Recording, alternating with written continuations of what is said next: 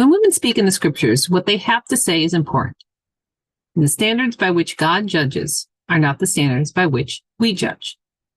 These are themes we see played out throughout the scriptures. Usually, women do not talk. Usually, they are passive background characters, the stories of the men in their lives. Frequently, the women do not even have names. Most often, when women do speak in the scriptures, it is to name their sons. In this naming, we as readers discover what the role of that son will be, how he will be in relationship with God, and whether he will be a leader of the people. Rarely, as in the case of Ruth and her first mother-in-law Naomi, we have covenants of adoption being formed in which foreign, non-Jewish women become Jewish. More commonly, but still very infrequently, women in the Bible, such as Tamar confronting Judah, or Rahab confronting the spies, or even Naomi's instruction to Ruth in regard to Boaz, women demonstrate firm grasp of the law and of their faith in God.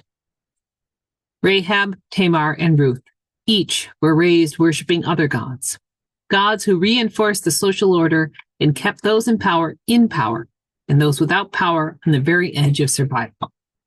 And they chose to walk away from those gods and to choose to follow the one God, to follow the one who, as Mary says in our gospel today, casts the mighty down from their thrones and lifts up the lowly, scatters the proud in their conceit, fills the hungry with good things, and sends the rich away empty.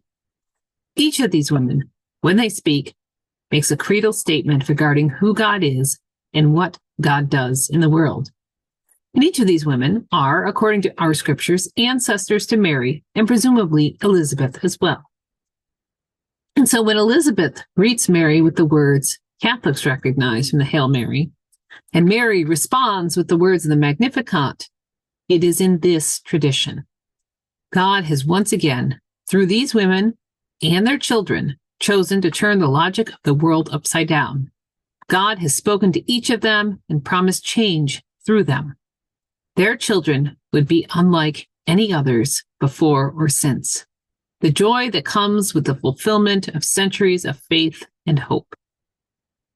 Mary's son, in particular, would become love personified.